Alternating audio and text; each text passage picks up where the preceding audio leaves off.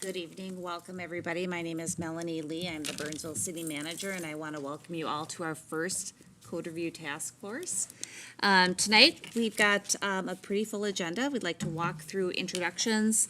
We'll talk a little bit about our vision and mission, expectations, community survey, a variety of information. But to kick it off, I'd like to do introductions, and so we all get to know who's sitting around the table. If you want to tell us just briefly a little bit about why you chose to be involved with us for this journey, that would be great.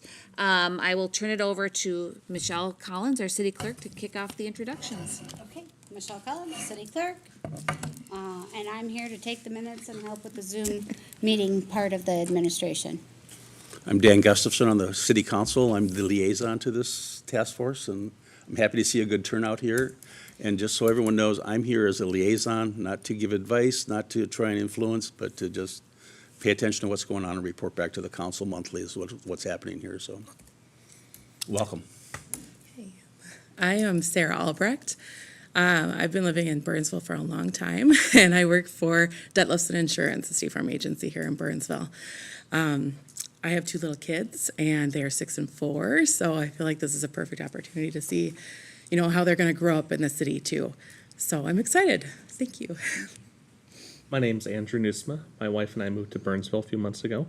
I work for Hewlett Packard Enterprise. I actually saw this on my water bill, and I thought it was an interesting way to be involved in my local community.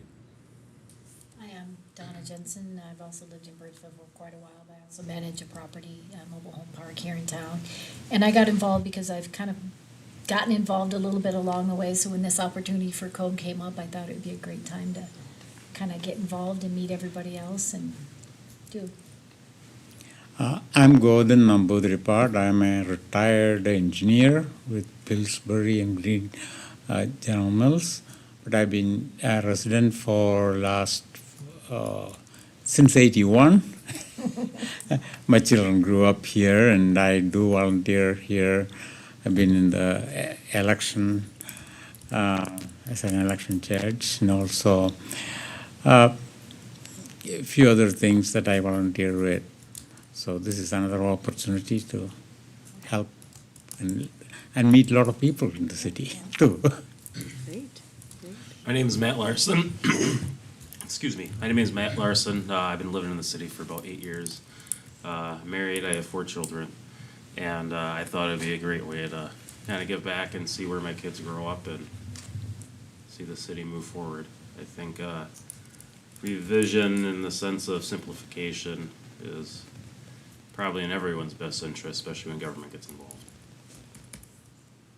Hello, everybody. My name is Tim Holt. I've lived in town now for 16 years.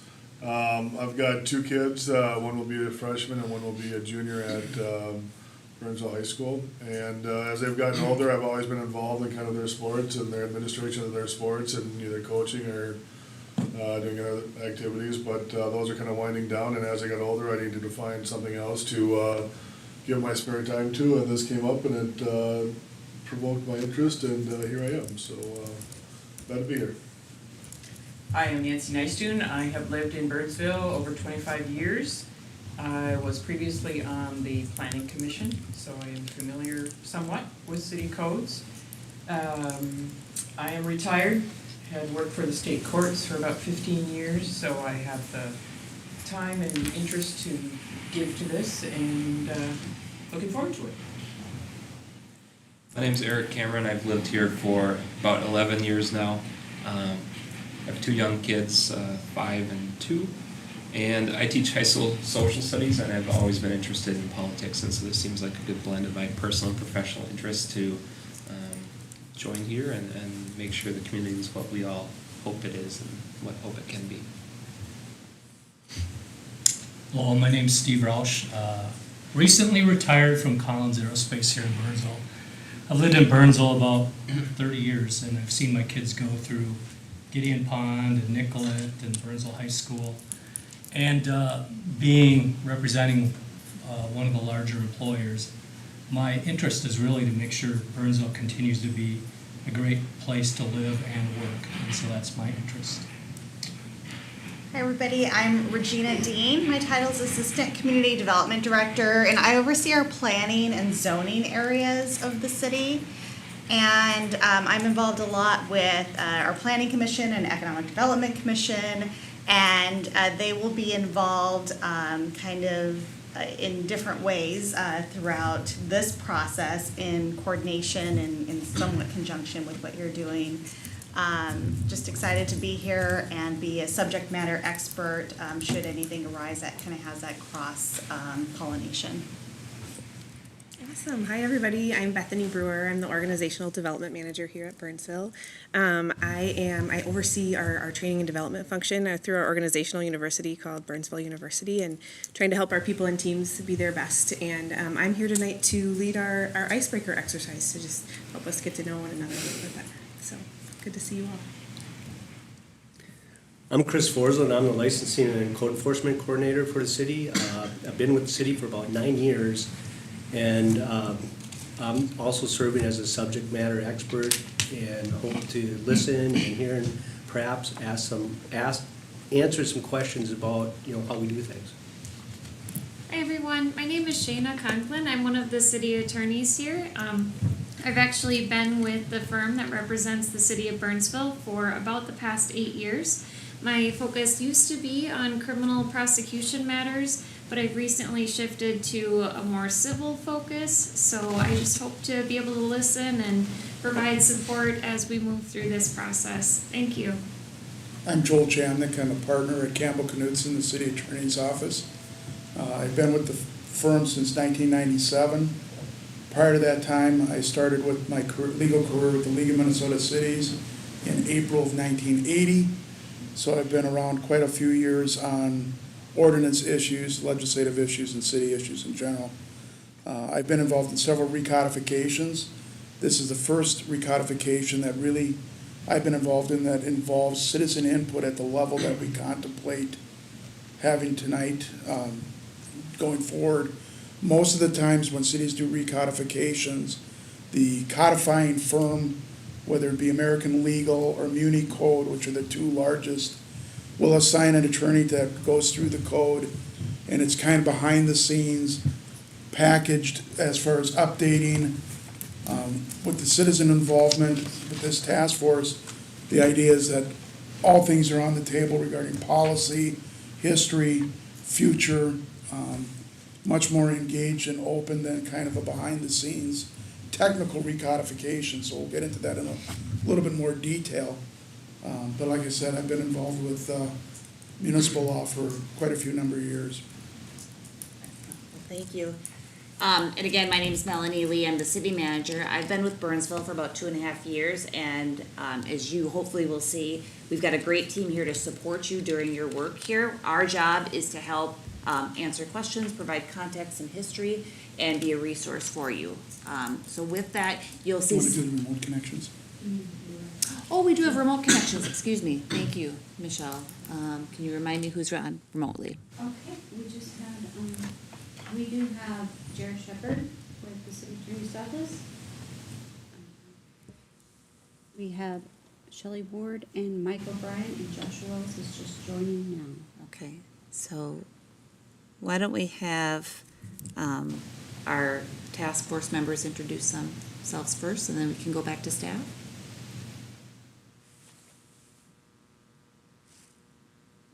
Mike, did you want to go first?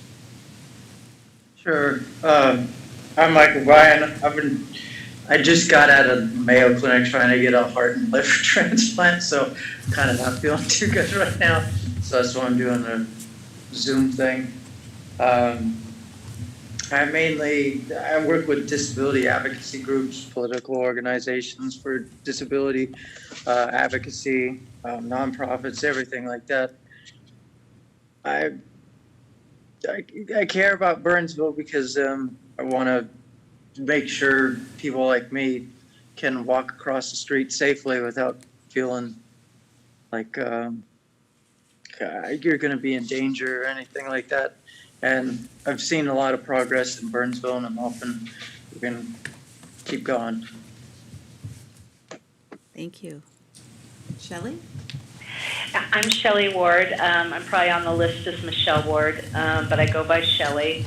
I've lived in Burnsville since 2017, and I have grown children who also live here and are raising their family here. So the future of Burnsville is really important to me because I want this to be a place where my kids and their children are comfortable living long after I'm gone, hopefully. I come from a BPO company where I'm the head of corporate compliance, so I'm really familiar with reading the law and looking into our requirements. So it was a topic of interest to me when I saw it. Thank you. Glad you could join us. Jared, welcome. Hi, good evening. I am appearing from Hawaii right now, so about noon here. Anyway, I'm one of the city attorneys. I work for Campbell Knutson Law Firm, and am excited to be a part of this task force. My wife grew up in Burnsville, and her parents still live in Burnsville, so we spend a significant amount of time in Burnsville. So I'm excited to see everyone here on this task force and look forward to working collaboratively with you all. Thank you. Greg?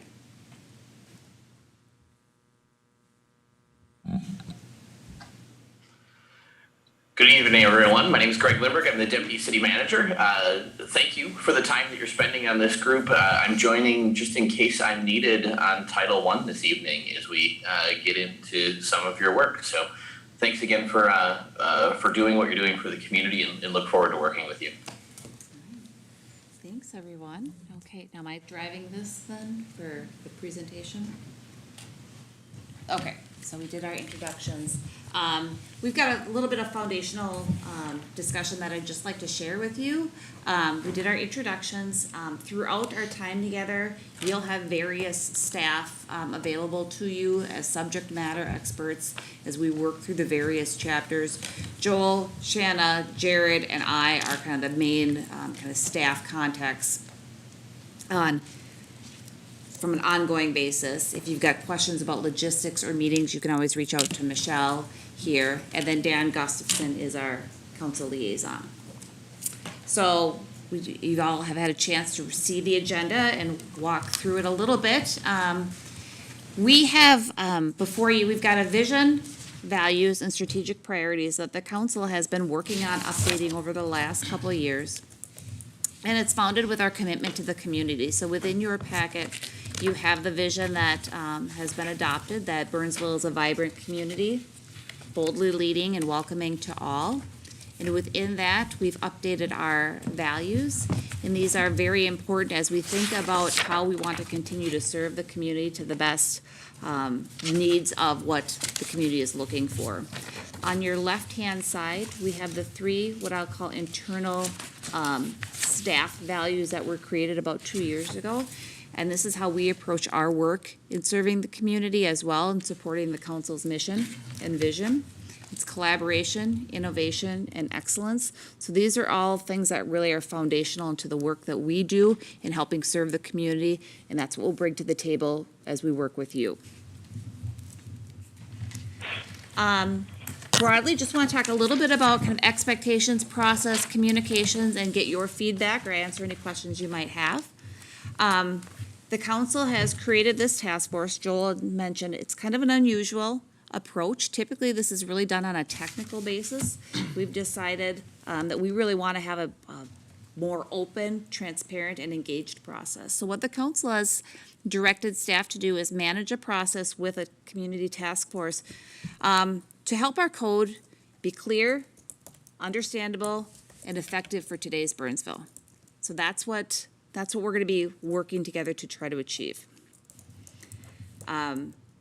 Would like to just open up the floor real quick to see if there are any other expectations outside of that we should talk about or that you're coming to the table with today that you'd like to share.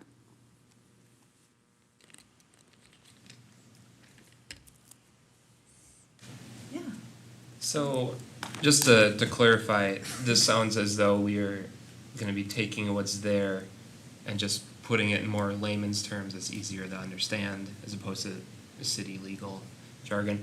Are we also going to be offering suggestions or recommendations for more substantive changes as to what's Absolutely. okay. Absolutely, yes. And so what you'll see from staff, Eric, Mhm. and we'll walk through this, Gerald will talk a little bit more about this, is we'll provide some review just to get the conversation started, but we're really gonna be looking for the task force to provide feedback and comment recommendations on the content as well. Thank you. Anyone else? Okay.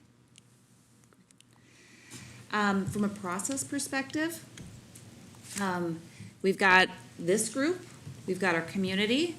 The goals that we're asking are, what's the intent, what's the impact, what's the goal, and what are we trying, when we think about the code, who does it affect? And we'll talk a little bit more about equity and belonging as we review our code as well, and that's some work that Bethany will be doing and Jared will talk about tonight as well. And founded in when we do our work from a staff perspective that we bring forward to the council is, does it meet the vision, values, and strategic priorities that have been established? So your city staff and your legal staff are here to help as a resource, how it's been used, answer questions, what's working, maybe what's not working. Maybe we have some alternatives that we can offer for consideration or discussion. So that's our role. And then the city council is looking for this group's recommendations. What are your considerations? What are your recommendations to bring back to the city council? Okay. We have 6 strategic priorities that drive as well what we do with our vision and values. And community engagement is one of them. So that is going to be a key part of the work that we're doing. We're going to look to you to help engage with the community. We, from a staff perspective, we've got a lot of resources to be able to help facilitate outreach, mailings, online participation. But it's really, we find that it's really helpful when we have our commission members or our task force members also taking an active role in helping receive feedback and explain the process and help be an advocate for the work that you're doing. And then we also have our values, and that really helps us. We're mindful of how we work together, how we work with each other with respect. Belonging is a key word that the council has really been leaning into. We want to make sure that we are creating an organization and a community that is welcoming and belonging. We also want to be respectful of our resources and be adaptable. That means that how we've always done things isn't always the way we want to be doing them, and we're open to those discussions and figuring out what is the right path forward for Burnsville. And then we will always attempt to behave in a way that's ethical, transparent, and open with our community. So we will be communicating with you through emails. We'll have a dedicated website. Our city staff and our legal team will be preparing the packets, preparing the meeting minutes, coordinating outreach efforts with your feedback and insight. We'll want that, your thoughts on engagement. I'm planting the seed now because we'll have it on our next agenda. So I'll be looking to see what feedback you might have on how we can effectively engage with the community as we work through this process. And then we will be reporting back to the council with periodic updates on the work that this group is doing, as well as the Planning Commission's work on Titles 10 and 11. There's a lot of content on this, and I typically don't put a lot on a PowerPoint presentation. But one of the items that I had in the packet was team meetings, task force meetings, as well as ground rules, just so we can all talk a little bit about expectations and how we want this to work most effectively. And the key, one of the initial components is when, where we will meet. And we've identified from a staff perspective the 4th Wednesday of the month at 5:30 here at City Hall. What we'd like to know is, does that work for you? Is there a different time or a different day that we should be talking about that would make it more effective for the task force as a whole? And so you could think about that, and we'll come back to it. As far as remote meeting options, we are treating this similar to how we would treat other commission meetings, which means we're recording it, we have it available for Zoom access. However, there are some open meeting law considerations that we need to keep in mind as we think about remote accessibility to meetings from our task force members. So with that, if you've got any complications or if you've got any conflicts, let us know. There are some periodic ways that we can allow you to join remotely, and we'll work with you to make that happen. But we intend to meet in person as we can. Okay. Ground rules. That sounds a little bossy, and I didn't intend for it to come across that way as I read it. The intent really is for us to, kind of talk through a little bit about, what do we expect of each other as we do this work together? And I laid out 15, and it's simply for reflection and discussion, and we can add it to the next agenda to get your feedback and thoughts on. Been planting the seed a little bit with you on this as well. But the primary reason is to get to know each other, right? Have a good time, help talk through how we can help build a better Burnsville for all of our community. So I want that to be grounded in the work that we're doing. It's really about working together and communicating. So with that, questions, comments, feedback? Okay. Seemed to make sense. Okay, thanks. Yes, Nancy? We're all here as citizen representatives, I believe. Is there a business or Chamber of Commerce type input, or is that not part of the process? Part of the process will be community engagement, and that will include outreach or an opportunity for our chamber members or our business community members to be involved. We didn't specifically, the council didn't specifically say they wanted business members as part of the task force necessarily, but that will be part of the outreach. Yeah. Other questions? Okay. So, okay, now we have our community survey is the next item. So we recently, thank you, Bethany. We recently completed a community residential and business survey. And so I'm gonna go over just a high-level overview of the feedback that we received. So we worked with a group called Cobalt, and they did mail and online surveys, random sample of 2,000 residents and about 1,800 businesses. The mail survey is statistically valid. We also had an online survey, which that feedback was separated out from the statistically valid survey results, but we did have that opportunity for those who didn't receive a mail survey to receive or to participate online. Why was it excluded? Because anyone can participate in it if it's online? Correct, correct, yep. So we recently presented this to the council about 2 weeks ago. And what you'll see here is, I'm gonna come over here to this and read it a little bit. So there's 4 quadrants here. When you look at the top left quadrant, those are items that are important but are really expected to be met by a community. So you'll see that's where we've got our fire and service, very high level of satisfaction. And it's really something that is expected that communities will be providing.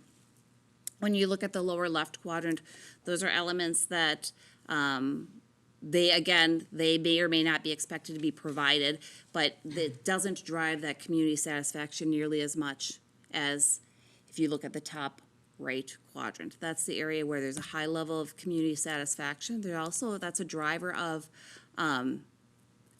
strength in a community. So within that, you can see we've got a couple different bubbles there.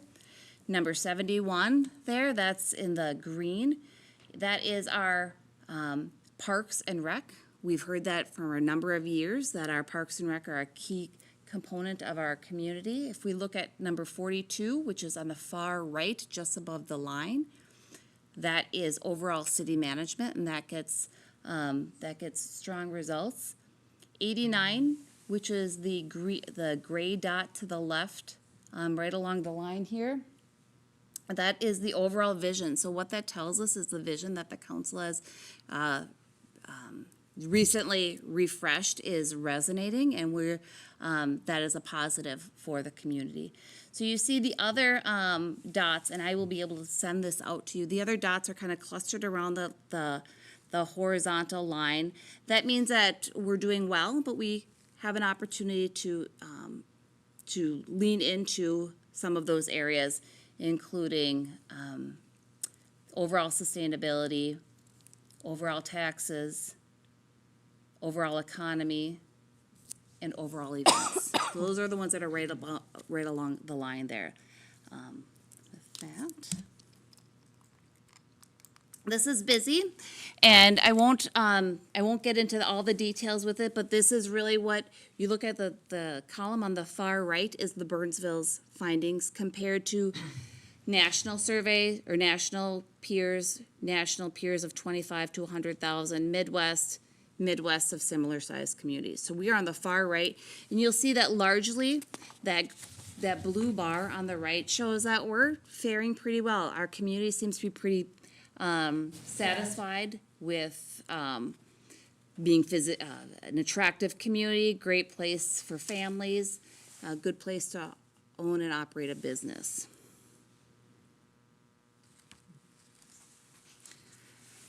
This is the business survey results. And so again, those 4 quadrants with drivers of satisfaction. And when we look at the top right, those are the areas that have a high degree of satisfaction. They drive satisfaction and with our business members, and we're doing well there. So within that, we've got the overall vision, number 76. That's the gray dot. Right next to it is number 60, and that's the overall city management. And right underneath that is 68, which is the overall regulatory environment. So those are telling us that our business community is feeling pretty positive about those elements. If we look over to the left a little bit more, we also know that our location is a strong asset for our business community, as well as the cost of doing business in Burnsville. So we've got 17 right there again on that horizontal line. Number 34, that's in that, right above that coffee cup there. That's a driver of high satisfaction, but it shows us that we can do a little bit more there. And that's really about overall collaborative environment. And so that is an opportunity for us to lean in and decide and figure out what's the best fit for outreach with our business community to help meet their needs. Bottom line, the city outperformed most national and regional benchmarks on the residential side. On the business side, we performed consistently with other public sector benchmarks. Takeaways are that residents and businesses really seem to value city services. And when Cobalt broke it down for us, they told us the biggest factors in community satisfaction for a resident that they're hearing: local government management, taxes, our parks, our sustainability efforts, and our vision. On our business side, local government management, our vision, the regulatory environment, collaborative environment, and location. So when we do those things well, that drives satisfaction with our business community. Let's see if I've got one more. Okay. I went through that pretty quickly. And within our background materials, I think I provided a link to the presentation that Cobalt provided to the council 2 weeks ago. I'll double check if that's not in there. I'll send it out because that'll provide a little bit more context. But this is a high-level overview of the recent survey. Was anything surprising to you? Was anything surprising? That's a good question, Steve. I think, I don't know that it was, and part of it was we did the visioning process a couple of years ago, where we came up with our brand. And we really heard some of the consistent feedback about, our parks, our open spaces, some of the events that we're having. So some of those more community-based elements really resonate with those that were part of that process. We also saw that on the residential and business side. You just never know how, the regulatory or the taxes are gonna shake out, how that is gonna be perceived. So it appears that we fared fairly well there. And this is my first survey with Burnsville, and I think it's consistently been a pretty positive process, but it was really good to see and hear some of that feedback. Are we doing everything right? No, we're not. There are areas for improvement? Absolutely, and that's what we'll take this information and work from there. Thank you. Yeah, Yes. the link was there and I scanned through that Okay. quickly. It's a long one for the presentation. I was wondering whether there's a link to the actual survey results itself, because I couldn't see it there. Maybe it is somewhere there in the. I don't think we have the actual survey results there, but I think we've got some summary information that would really be helpful, and I'd be happy to send that out.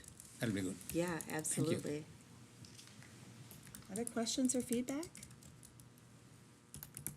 Okay. Well, I think that's it for my part of the show. I'm gonna turn it over to Bethany and Jared. I'll get the slide up and then we'll see if he wants to do a quick. Thanks.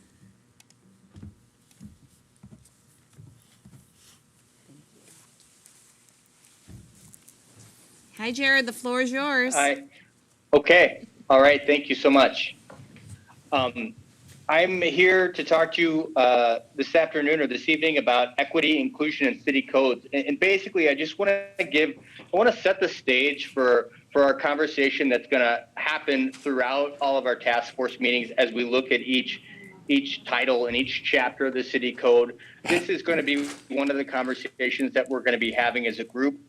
As Melanie mentioned, belonging is a value of the city of Burnsville, and we want to make sure as we go through this process that we're looking at it through the lens of making sure that everyone in the community is included, and that we're building a code, we're amending the code such that we are mindful of maybe things that we could have done better or are not doing better now and can make those changes.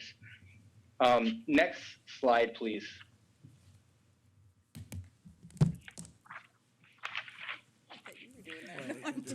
And is this working? Can everyone still hear me? Yes. Okay. So this is just an overview. It's not going to be a long presentation today. We're going to start with a team building exercise that Bethany is going to lead us through. And then what I want to do is talk about historical discrimination and inequities in municipal development and municipal government. That, I think, historical background is necessary to the work we're doing. And then talk a little bit about what Burnsville looks like, who lives here, who works here. And then what do we mean by equity? These words, we talk about equity, inclusion, diversity, what do they mean? And then a little bit of our task, equity, inclusion, and city codes. What kind of things might we be looking for as we proceed through this process? And then again, leave you with some resources for further education and reading if you so choose. So I think the next slide is for Bethany, and maybe Bethany wants to take it over from here for a while. Sure. Thanks, Jared. Happy to. So, good evening, everyone. Now that we've sat for 30 minutes and listened to some good information, I'm the trainer, so I'm going to make us do something a little bit different. But Jared asked, as part of his presentation on inclusion, equity, and belonging, that I help us to get to know one another a little bit and lead us through a little bit of an icebreaker, a team building opportunity. I know you're all going to be together for a while doing this work together, so I think it helps to get to know one another and build some trust. And so we're going to do that through an exercise, getting to know your background a little bit, called urban, suburban, rural. So at your tables, you should have, and if you don't, let me know, but you should have a green sheet that says My Culture at the top. I'm actually gonna have you start with the white side, the back side there. And if you are in Zoom, I think that should be uploaded for you into the Zoom chat function as well. So you should be seeing that there momentarily. But what we're gonna do is we're gonna get up and talk a little bit together. I am going to have you break up into groups. So just think about when you were about 8 years old, your formative sort of your background, whether you were you grew up in an urban environment or suburban or rural. So be thinking about that, identify where you grew up, and I'm gonna have us kind of split up into, we'll put urban over here, so if you grew up in an urban environment, you can go over to that side after I finish with our directions. Suburban, we can maybe put you in the middle here, and then we can put, what did I do last? Rural will be over on this side, so we can come over here. And really, you're just gonna get to know, I'm sorry. I really don't want to be a pain. Yeah. But I grew up in small towns. Sure. And are you counting, I think of rural as outside of city limits. Sure. But maybe you think of small towns as being rural. It's definitely your discretion. If you kind of. Because it sure as heck wasn't urban. Yeah, so small town, I personally might say rural, but I grew up in the suburbs, so maybe I'm thinking of it. Okay. Definitely your discretion. So if you're on a line, you with whatever one works for you, whatever you identify maybe a little bit more with. But so I'm just going to give your group about 6 or 7 minutes because I know we have a lot to get to tonight. But on that white side of the sheet, there are some questions for you to talk about. Some of your common experiences, some of your values and beliefs. Walk through those questions in your group. My values and beliefs from 8 years old. Yeah. Yes, if you, yeah. Going way back. Hopefully it'll start, in conversation, you'll maybe start to spark some commonalities in where you grew up, so. So it's really, all I want you to do is start talking through the questions on this white side of the sheet. I'm gonna call you back and we'll do a little bit of a wrap-up conversation in the big group if that's okay. Any questions before I let you to your spaces? Pretty simple, right? Awesome. So again, we were urban over on this side, suburban here in the center, and then rural here. About 6 or 7 minutes, I'll kind of watch, and then we'll try to come back in a few minutes.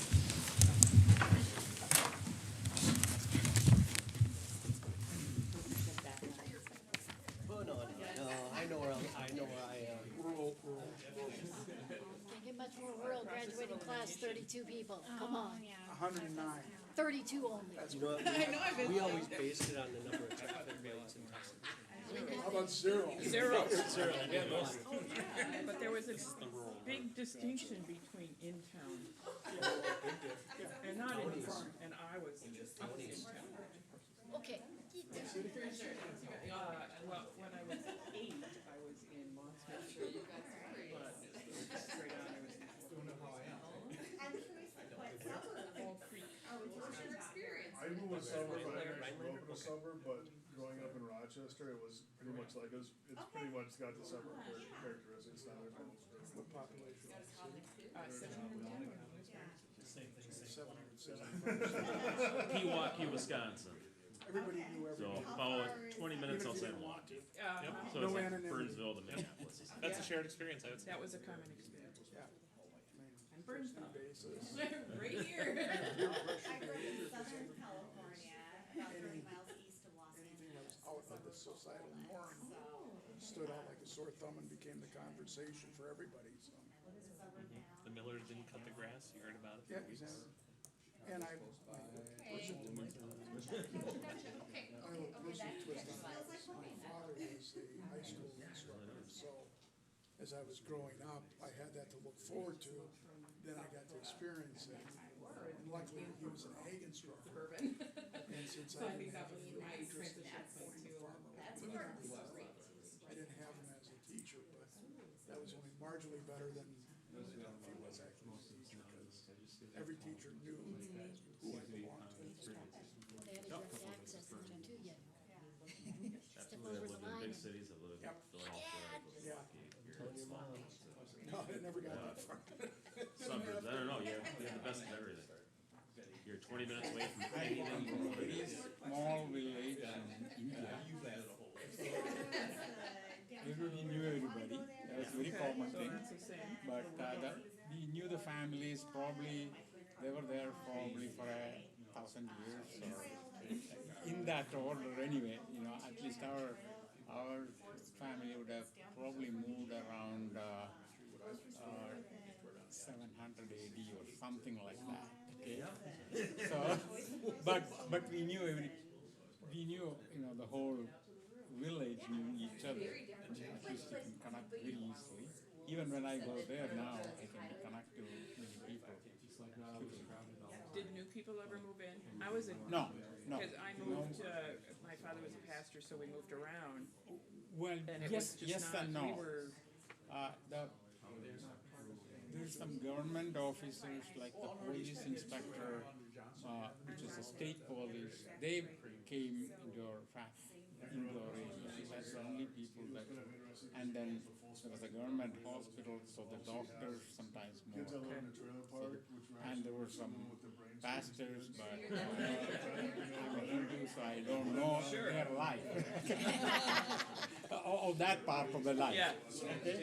And there is a temple that the priests sometimes move a little bit, but we kind of knew Pretty that. much stable. Yeah, very stable. Stable population, so. You didn't feel like you were just, you know, one. So values and beliefs, it stands out to me. It's a big storm would come through, everyone's out helping each other, cutting down trees, getting people, you know, taken care of. I don't know if that resonates with you guys. It did. I mean, the sense of community was easy in some respects because there was only one or two plumbers, one or two electricians, and they worked for everybody. I mean, you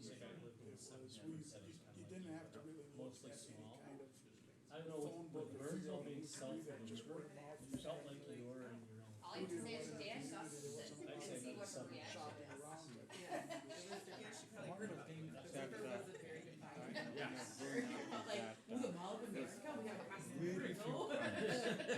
everybody knew everybody.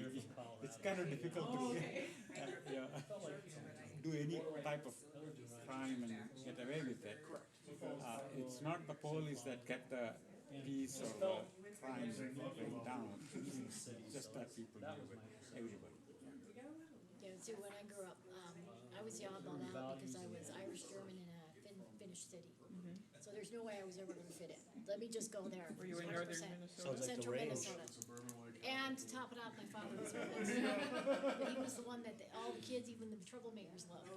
Because he would not make them assume they were in trouble, and if he caught them, he caught them naked, he made them wash the clothes, he made them wash the clothes. He was fair with them, but he never fit the clique.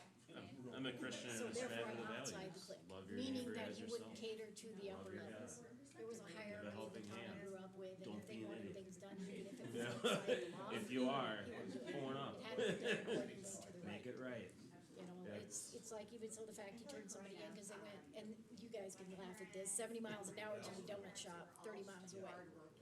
No emergency, just drove to the donut shop. So he turned it in. Well, after that, if he drove 1 mile over the limit, boom, they were gonna bust him for the next years he lived there. So that was a small town I grew up in. My graduating class was 32 students. So may have been kind of all the same. I mean, I grew up on a farm, and so my biggest thing was value was the work. That work ethic was beyond, and my father was part of Air Force. I'm military too, so that work ethic was strong from the get-go, and there was That no was back in the day when Thrilled that I did mom not and grow dad up would go on to a work. farm. And that basically happened in one of the neighborhoods. If you're below, you're to feed the cows, and if you want to watch cartoons, you gotta burn beer. Think about one more minute, okay? Third one. Like I said, my dad was an ag instructor, and I accompanied him on farm visits and at farm kids' friends. And I reached the same conclusion too. It was gonna be something that was not gonna entail getting up at 4:30 to milk the cows. Just about one more minute, okay? Are there any perceptions you have of people from, say, the suburban areas or the urban areas? Jealous, because they didn't have to drive 40 minutes to get to the store. Oh, you're the pastor's kid, so therefore you must act differently than we do. Yeah. Growing up, I never met anybody from the city. No? Right. But I didn't even know what Mickey D's was when I went into the military, so let's just go there, okay? I did not live that that down, and I didn't know McDonald's had a nickname. Oh my gosh, I hate that. Okay, McDonald's was in Bemidji. I lived in Monaga, which is south of Park Rapids, central Minnesota. So if you have to drive a few hours to get to a fast food place of that stature, okay, it wasn't in my vocabulary. I mean, so as soon as I hit the ground, I was a farm girl, and I was probably not real streetwise. All right, well, let's, if you're at a stopping point, let's come back to the table if you would.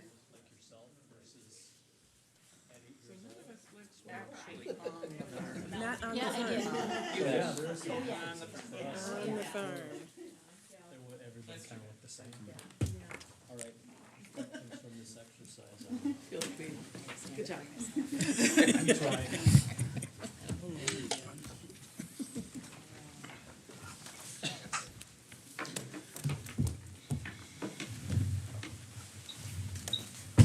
Great, well, welcome back, everybody. I see we have somebody new online. Are we wanting to introduce, or should we?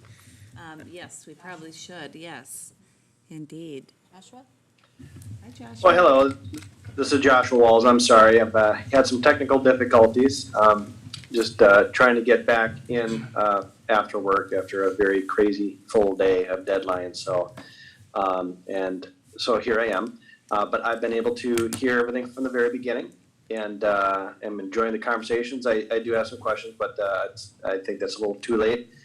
It's all good. I'm tracking, and I participated a little bit here in regards to the equity, inclusion, and city codes format here. But I guess I'll just kind of stop there. If there's any questions you guys want, I certainly don't want to disrupt the flow of what's going on here. It's great, and I'll just guess take it from there. Welcome. Well, glad you were able to join us and got your tech Thank you. issues taken care of. So, welcome. Yes, thanks. All right, well, just wrapping up that exercise a little bit. Hopefully you had some good conversations in your groups. But anybody want to share any ahas, some of your common experiences, or any values and beliefs, anything really ring true or stand out to any of your groups? Yeah. From a rural area, I'm from a completely different culture, but what was surprised is the common thing that everybody knew everybody in a rural area, and that made a big difference in the life there. Very interesting. So everybody knew everybody. Yep. What else? Any other observations or ahas? But either you loved that area in the rural, or you were just dying to get out. It was one of the two. Yep. Very interesting. In the suburban group, when we were just kind of starting our conversation, it was said that it just feels like home. And a lot of our group kind of nodded and affirmed that statement. And I think that's kind of fitting as we're in a suburb now. And the people who grew up in a suburb just kind of commented that it just feels like home, whatever that means to each person. I thought that was kind of a telling comment about the group. For sure, of shared feeling, shared experience, absolutely. What about any, there's a question here, did you get to, what were your experience with or perception of people from areas other than yours?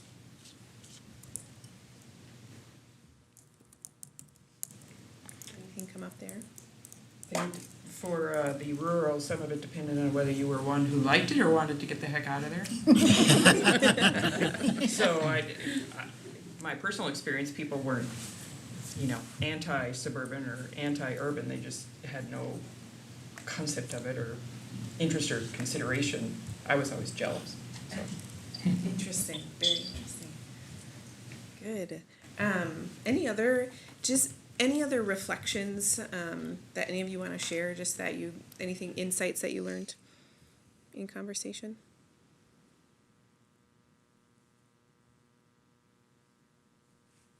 It's okay too. Oftentimes, what you probably experience in this conversation is that there's a lot of commonality among folks who grew up in a similar environment, right? I know I grew up in a suburban environment. A lot of times we'd say, oh, it's all about the bikes, right? Everybody's riding their bikes around town, and you find where your friends are, similar things. And I think as you drill down into some of these questions about your values and beliefs, you probably found some commonalities there too. And one of the reasons I like this exercise is it helps us to think about the fact that a lot of our values and perceptions and beliefs are really formed when we're young, right? It really, our worldview happens at that time. If you flip over to the green side of the sheet, just to point to, and this is also in the agenda packet for those who might be online and looking for it, it should be, I believe page 11, the green side of the sheet in the agenda packet. But we just see and recognize that our culture really informs a lot of our opinions and beliefs, and we really define culture here in some of our training and development work as our shared patterns of difference, right? And so when we talked about some of your experiences, some of that feeling of home, or some of us, we wanted to leave, or we were happy there. Those patterns really do influence our thinking. And so I think some good as we look into, I'm going to turn it back to Jared, but as we think about how we're approaching our code review, a lot of that is how our culture is influencing the way we view things or our perceptions, and how can we help challenge ourselves sometimes as we're looking new things or in new ways. Thank you, Bethany. Yeah, thank you all for participating. Appreciate it. Hopefully you got to know folks in your team a little bit as well. So. Yeah, broke the ice. Yeah. Good. Thank you. We found a commonality. We did, yes. All right, Jared. Thank you, Bethany, and thanks, everybody. And we'll turn it back over to Jared. All right. Thank you, Bethany, for leading everyone in that exercise. And sorry I'm not able to participate in person there. If we could go to the next slide, please. And I don't know if it's Jay or Michelle who's running the slide, but thank you for doing that for me this evening. So again, I want to talk a little bit about historical discrimination from the city government perspective and inequities in municipal development. I think this background is helpful.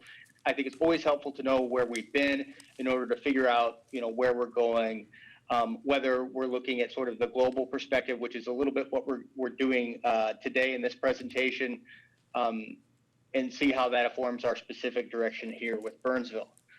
Next slide, please. So one of the first, and this is certainly not the only example of inequities in municipal codes and municipal governance, but it is one major one. In the early part of the 20th century, we had racially exclusionary zoning throughout the country.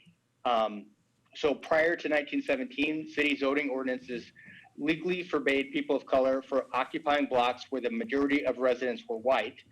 And some of these codes actually just specifically said, here's the section where white people can live, here's the section where black residents can live. In 1917, the Supreme Court ruled in Buchanan versus Worley that such municipally mandated racial zoning was unconstitutional. And that case arrived when a white individual named Buchanan sold a house to a man named Worley, who was a black man living in Louisville, Kentucky. And again, they had an ordinance that said that it mandated the ratio of white to black residents on a given block. That went all the way up to the Supreme Court, and the Supreme Court declared that that was unconstitutional. I think it's interesting here in the context of our discussion about city codes that the court recognized Louisville's interest in exercising its police power and the promotion of the public health and safety and welfare. But then the court went on to say that they had gone too far and went afoul of the 14th Amendment and the Civil Rights Act of 1866. And that I wanted to mention that public health, safety, and welfare component because that is going to come up in our discussions about city codes. Burnsville, as a statutory city, derives its powers from Minnesota Statute 412-221, which outlines the specific powers of the city council. It's not the only provision by which the city derives its powers, but there are delineated sections about what the city can regulate. And then there's a subdivision 32, which is the general welfare clause. And that is kind of the clause by which cities kind of drive general regulations. And the language is similar, that public health, safety, and welfare language. So I just wanted to make that connection. Next slide, please. And this is just an example of what that racial exclusionary zoning looked like. This is a map from Atlanta, Georgia, and it's hard to read. It's very small, but if you'll note in kind of the left-hand corner, there is a notation for colored districts where Black Georgians could live at the time. And again, different cities racially zoned in different ways. Baltimore, for example, had an ordinance that restricted, again, by percentages, Black and white residents of the city. Next slide, please. So what happened when racially specific zoning was struck down was the promulgation of discriminatory covenants. And that kind of brings this history a little closer to home in Minnesota. I don't know, I'm not a public historian, I don't know the examples of kind of racially specific zoning within the state of Minnesota. I could speculate that it happened, but what I do know is discriminatory covenants were quite prevalent in Minnesota. And Hennepin County, specifically, we have amazing evidence of that practice.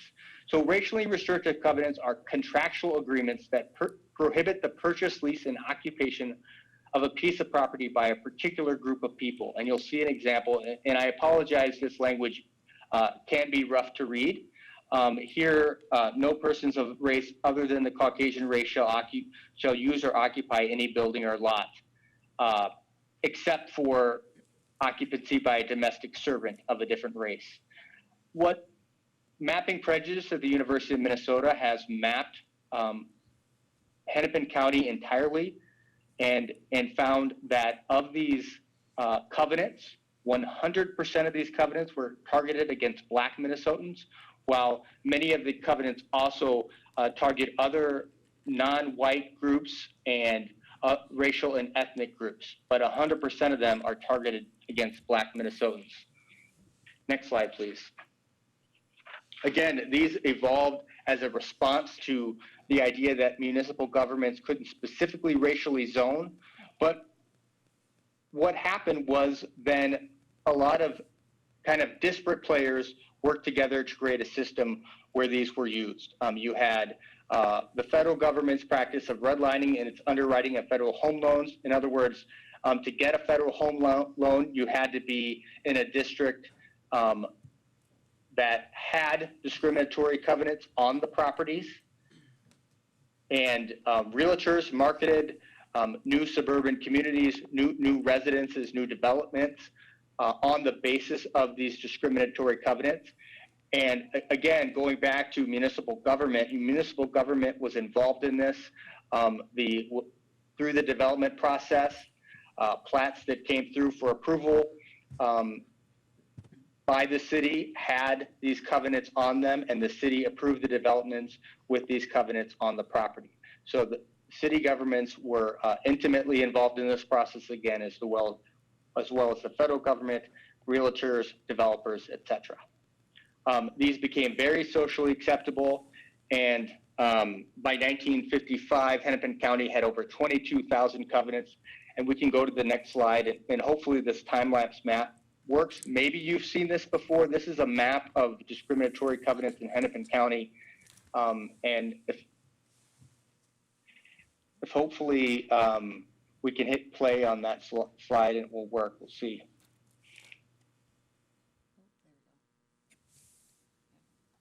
Oh, it's starting to work. Okay, so the blue spaces are areas in Hennepin County where the discriminatory covenants were placed on properties. So we're going through early part of the 20th century all the way up through about 1954. And what you'll see is that there is a wall of these covenants that surrounds Minneapolis. In the suburban communities, the first ring suburban communities use these covenants like a shield to send the signal of who they wanted to live in their communities and who they didn't want to live in their communities. One other thing that's always striking about this map is that when we look at where the covenants are, especially if you look at South Minneapolis, for example, in the areas of town that are where home prices are significant today, where there's significant amounts of green space, that's where those covenants are. Next slide, please. And again, just kind of a little bit more about that history before I move on to the slide. By 1953, the state of Minnesota had outlawed these discriminatory covenants, but they were still federally, they were still allowed on a federal basis. In 48, the Supreme Court struck them down in the sense that they weren't enforceable, but they were still allowed to be placed on properties. It wasn't until the Fair Housing Act that they were expressly made illegal. So in the grand scheme of things, that wasn't that long ago. And we also, when we think about the way our communities look today, we can trace where people live to the way the map was set out in the first part of the 20th century. Again, Mapping Prejudice, the University of Minnesota has done some significant research on this and found that if you have a discriminatory covenant on your property, you're likely, the current homeowner is likely to be white. They've also found that house, compared to a comparable property without a covenant, is likely to be worth 15% more. So just an important history to think about as we go through this process of our city code review and making our code work for everybody. So Burnsville, who lives and works here? That's something we're gonna talk about. Obviously, Melanie mentioned that through our community engagement, we will be getting feedback from business owners. Here is just some statistics. They are likely, they're not entirely up to date. They're based on, I think, 2019 data from a 5-year period before that. But 18.5% of Burnsville residents speak a language other than English at home. The community is diverse and changing throughout the years. It's certainly, in speaking to my wife, it's much more diverse than it was when she grew up in Burnsville. And so these are things we want to be mindful of when we're talking about belonging. We're talking about the city code working for everyone. And again, disability issues, 10.3% of Burnsville residents have a disability. And so we want to be mindful of that too as we're going through this process. Next slide, please. So just a little bit, what do we mean by equity and inclusion? These are definitions that I believe are from the city of Burnsville. Equity is removing barriers to create full access. So this is for everyone, so that we can have full access for everyone in the community. And inclusion is leveraging differences to create opportunities for all. Next slide, please. So one of the things we're going to be looking at is the language of the code. One of the first things we're going to look at is gendered language. And this is, if you look back at city codes throughout the state, throughout the metro, you're going to find language that kind of oftentimes references just male gender. And I think what we're going to try to do is to the extent that we can eliminate pronouns altogether, we will. Otherwise, we need to be removing, gendered pronouns and using they, use inclusive language in our code. We also want to just look at outdated language, outdated ways of referring to things. This is just one example. This is in section 3-1-8-10, prohibited conditions. This is about licensee, I think, for rental license, and saying that no license should be used for use by prostitutes. And that is kind of language that puts the onus on women. And so we want to look at that language and remove that language. Again, as we had, this is a conversation. We're going to be having this conversation as a group, but these are certainly some things we're going to look at. Next slide, please. And then these are just a couple examples of things to think about as we go through each section. Again, we'll try to highlight issues that come up from the legal perspective, from the staff perspective, but we certainly want everyone on the task force to be thinking about this. You all bring your different perspectives to the table and your different ways of your experiences, and so we all have blind spots. So the whole point of this kind of communal way of building this code, this unique way, is a way to get input and to make sure that we're building the best code for the city. So in the zoning context, things to think about: single-family zoning. You know, Minneapolis recently did away with single-family zoning districts. That may not be the way to go for Burnsville, but it's certainly something to think about, and that is going to be, you know, in the zoning context, part of that discussion. Definitions of family. Do definitions of family take into account different cultural groups, different identifications of what that family means? And there's kind of a relation between that and occupancy of occupancy components of various codes. Restrictions on density. Setbacks, for example. This sometimes comes into play in the disability context. Do you have setbacks that make it, setback restrictions for buildings that make it hard to build ramps and therefore hard for people to access buildings? We also want to be thinking about enforcement. You know, as we get into different sections of the code, what does enforcement look like? Is enforcement likely to impact one group disproportionately? If we can, you know, figure that out. These are all questions to be kind of thinking about. Some other things to think about: language of the code. You know, you go to most city codes right now, you go online, it's only in English. Is that what we want? Is that what the city wants? Is there another way to do it? Is there a different way to do it? New provisions. You know, one of the questions that was asked by one of the task force members is there opportunity for more substantive participation? You know, does that mean new provisions that help promote equity and inclusion? Some cities adopt land acknowledgement.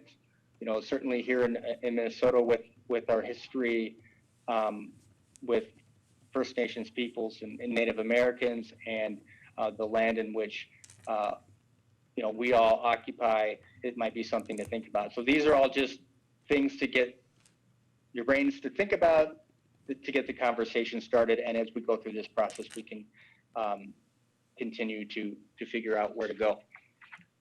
Next slide, please. And these are just some resources for further education and reading. Jared? The Government Alliance. Yep. Can I just interrupt for just one second? I just wanted to make a Sure. point of clarification about the zoning code review portion.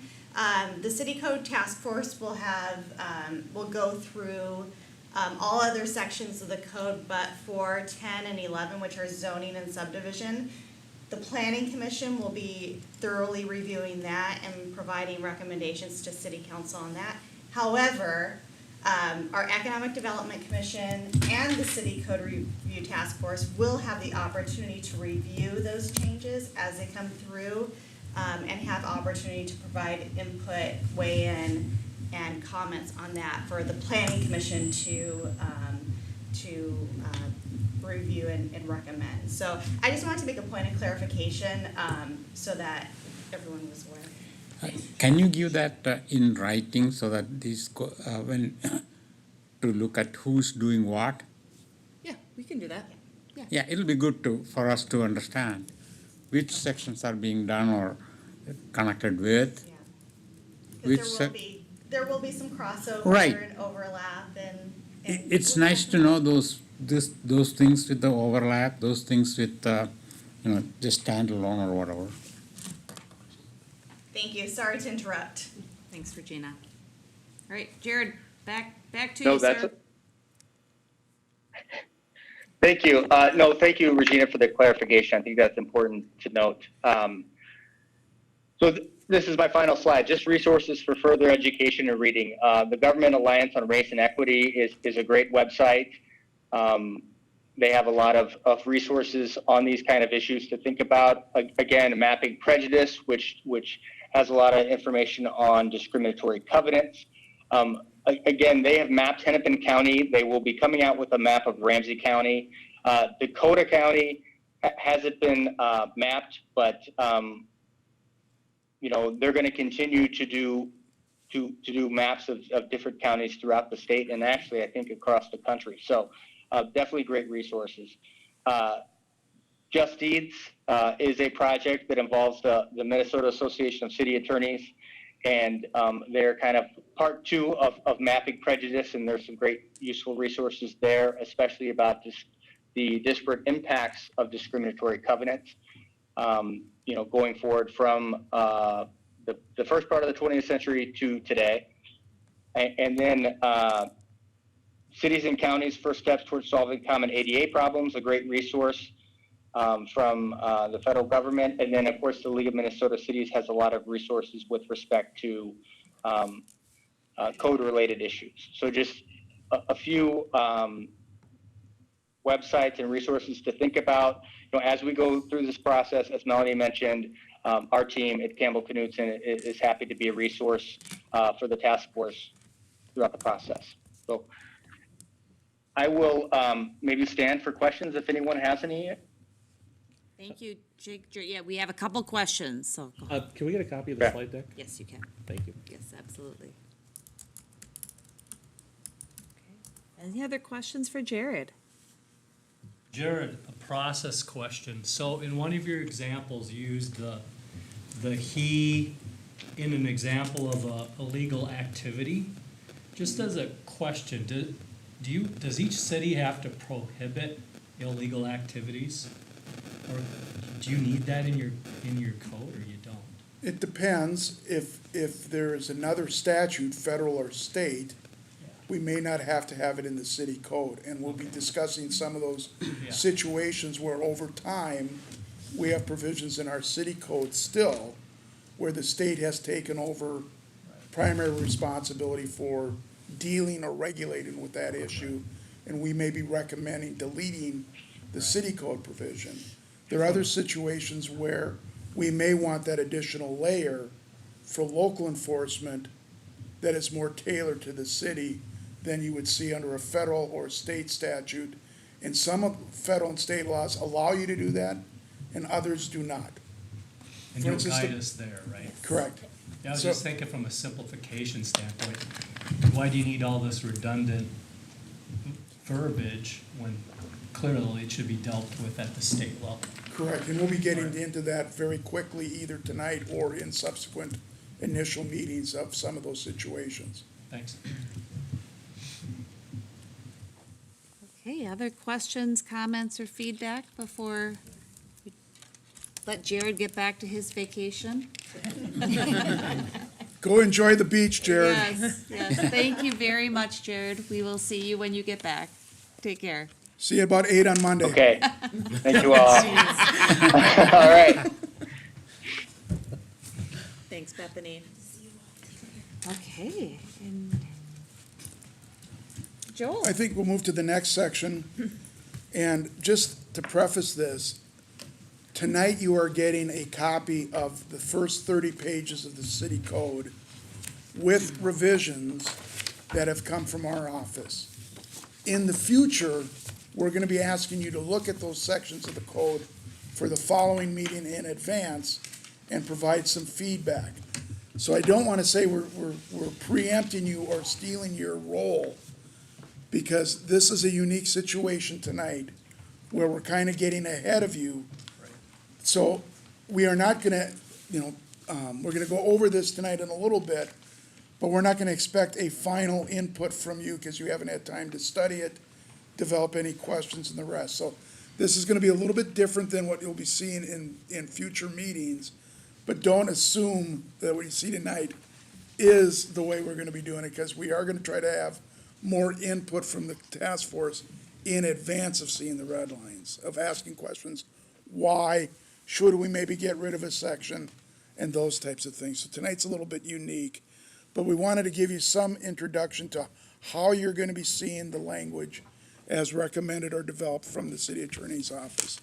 And we propose to use generally a strike underline method so you can see what was there and what we're proposing to delete and what we're proposing to add. We're also going to have, this is going to be reviewed by the subject matter experts at the city and at least 2 or 3 of the attorneys at our office. And everybody's going to be able to make changes through the document, but we're going to try to keep the changes all in the same color and the same style, because when you have 10 people editing a document, it can be very hard to read if you're using different colors or different fonts. So is that part of it clear as how we're proposing to do it? So blue is add, red is strike, and black is keep. Pretty much, Correct. yes. And no Yeah. change. Yep. But the Can we important- get the whole city code hard copy? So as we go through it, I don't know if we want to print out the whole city code. I don't know how many pages it is. Oh, It's it's a huge. lot. It's a lot. It's available online, and that's where I'd recommend as far as scanning it. We'll be giving you hard copies or electronic versions of the next section before we get to it. Okay. But, I think the thought was section by section, and it Because- is all online as well, so. Because some of these sections will also refer to other sections. Correct. So you'll need a cross-reference as we go. correct, and that, the easiest way for us to do it now is electronically, Okay. to just bring them up and bring the city code up as a separate document. It's available on the city's website, also at the state law library. They have other city codes. So if you want to see what another city code has for that language, you can cross-reference that way as well. Okay, good. As far as background information for an introduction to city government, the last link on Jared's slides was to the LMC site. And I recommend going there and looking at on their webpage, track over to resource materials, background information, and there's links to what they call the Handbook of Cities, which has an introduction to city government and some basic foundational information that pretty much we advise new attorneys and new law clerks to spend some time familiarizing themselves with at least the first 3 or 4 chapters of that handbook. Could you send that out? Yeah, and it's on the We've link. It's the lmc.org.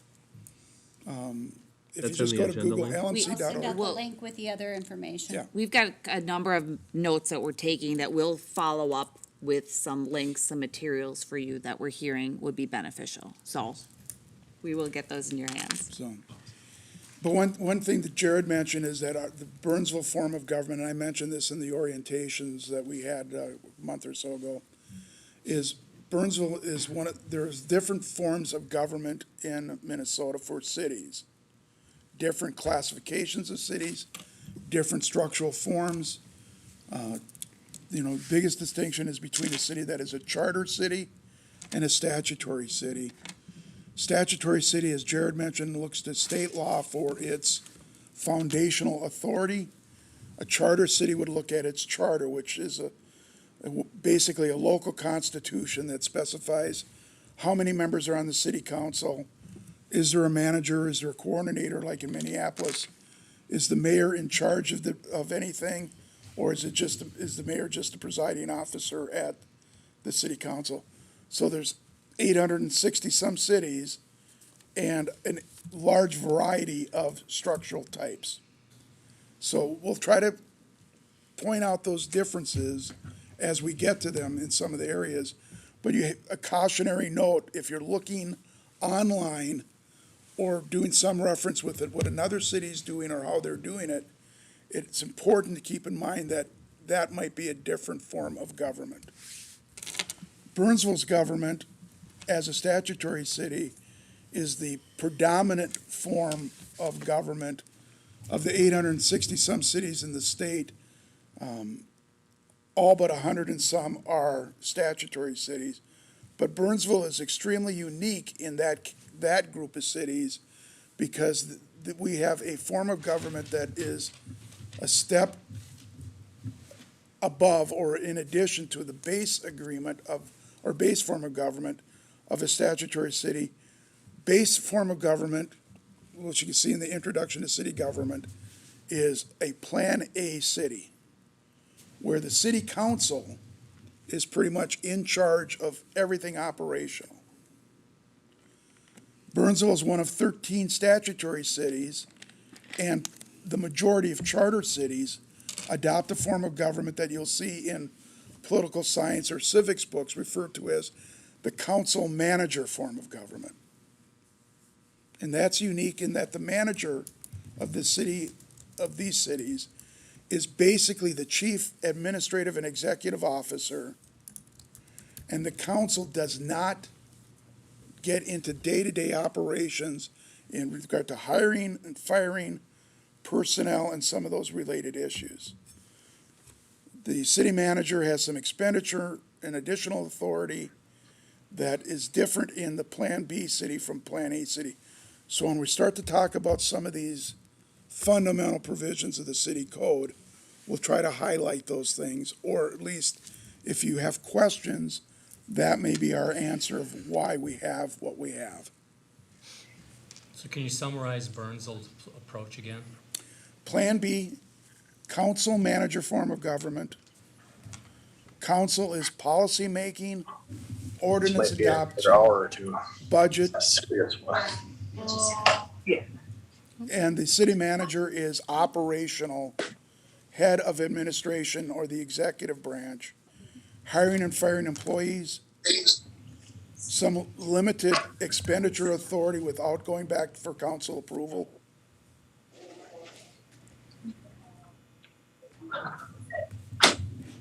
Much more authority than what you will see in a smaller town, smaller cities where you do not have a manager. You have either a clerk as the highest administrative officer or a council delegated administrator position.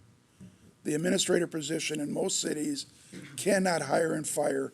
They have to take that to the city council for final action. Under the current legal structure, that is a very cumbersome structure because of health insurance information, privacy issues, data practices, the rest. It is very cumbersome. So we have an advantage that some of those issues and the structure of the code will reflect some of those operational issues. But to go through the first 30 pages here, I'm going to do a high-level review, and Shayna's invited to add in as we go here, but just to sort of say what we're talking about in these first sections, because we're not recommending many changes for them. There's some deletions and updating, but we're basically recommending retaining most of those sections, streamlining them, but not making any kind of significant additions. The first parts are some of the boilerplate languages of what a city code is, what is in the city code, how the amendments work, and those types of things. I think the first thing I'd want to point out is, the first page or two is the new blue language is just basically updating some more current references that we have in current code regarding how the code works, how it's set, who makes changes to it, and those types of things. I do want to point in the next page, on page 3, that you'll notice that the retained section regarding public utility ordinances, generally those are not codified and put into the book. But there are other ordinances that the city may pass that don't get put into the codes or the book that you will see online.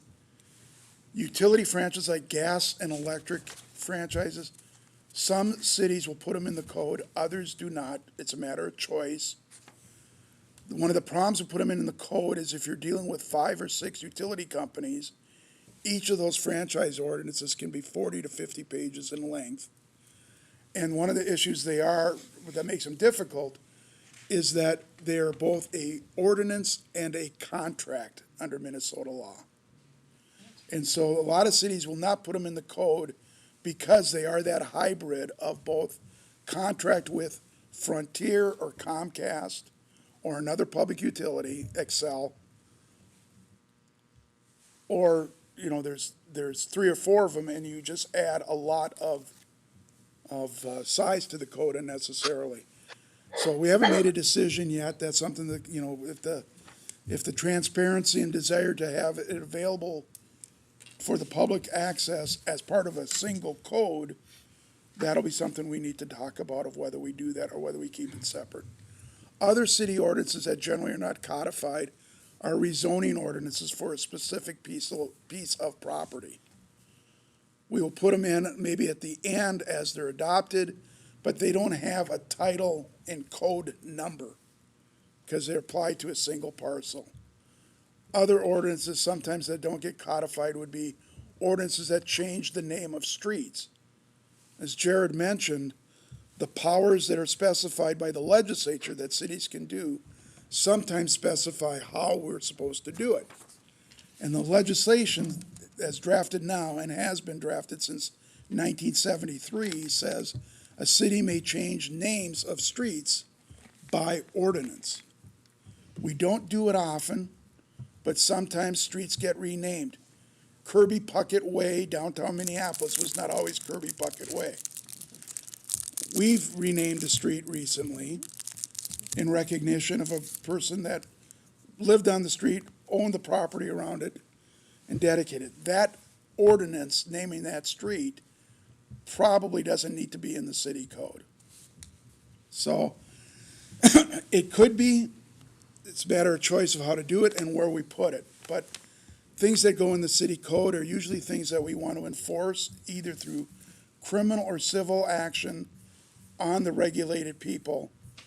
There are exceptions. Some of the ones are in this first part that are just structural and foundational. But they don't some of them don't have to be in the code. I have a question. Yeah. Those utility contracts / regulations, I assume those are otherwise publicly viewable, just Yes. they're not in the code. Yes, Okay. absolutely, yeah.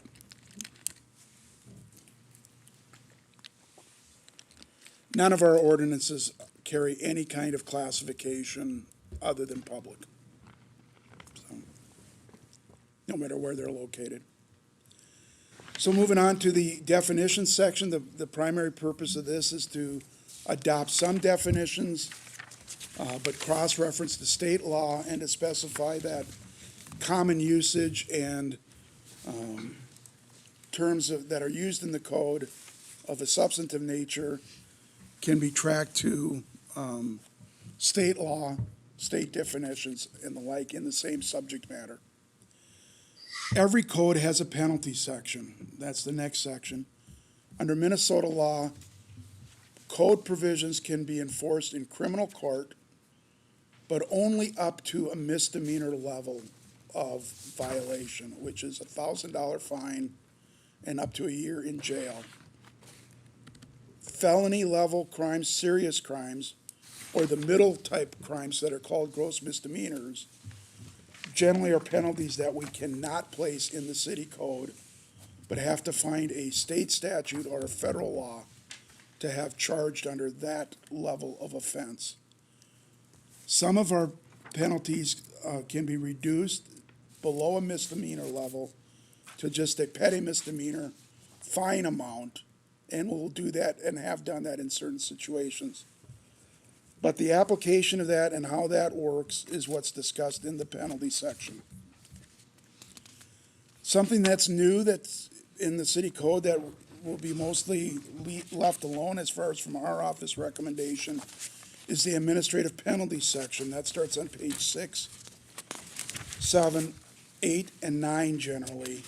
And that is relatively a recent addition to the city code to provide an alternative enforcement mechanism that allows us to seek compliance without bringing someone into court on a criminal violation.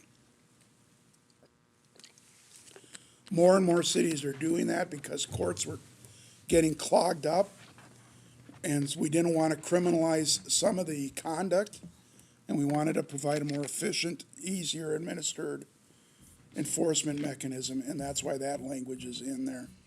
As I indicated, it's relatively recent. Some of the sections have been amended as recently as a year or so ago. And so we're not having any substantial recommendations for change there. But we can have conversations about that as we go. Yes, Nancy? Can you tell me if, I worked for the state courts when a lot of cities were doing that, and it was viewed from the state side as a way for cities to grab all the money? And just make practically blanket, okay, this used to be a state thing, now we've got it all here, so if you speed, it's no longer a state thing, we get all the money. Yeah, Is that what really, was that Burnsville's? No, the motivation basically, and that was one of the main concerns with traffic, because that's where the citations are pay and then go, for the most part. And so the city is not using administrative citations for traffic enforcement. And the Attorney General's office and others opine that the provisions of 169, the traffic code, were such that you can't do administrative penalties for those. So, the interpretation now, we're talking more or less, simple property maintenance code issues, some regulatory enforcement issues. That's what the target is for this section, not for, the fine split. Can I ask maybe a dumb question? On page 5, the liability of employers and agents. So if someone, I'm a construction employee, my boss says, hey, go use this jackhammer, it's 11 o'clock at night, that violates the noise ordinance. My boss gets in trouble as well, the company, can you do a petty misdemeanor to a company? Is that a thing you can do? Under several court interpretations, for criminal acts, you cannot hold the licensee criminally liable for the acts of their employee. But we can base a license revocation or suspension on that behavior occurring in that license organization. So that's one of the reasons this language is being proposed to be changed or looked at, is to make sure it conforms to that current view of who's responsible for what. Same with conspiracy or aiding and abetting going the other way. We're trying to update that language as well.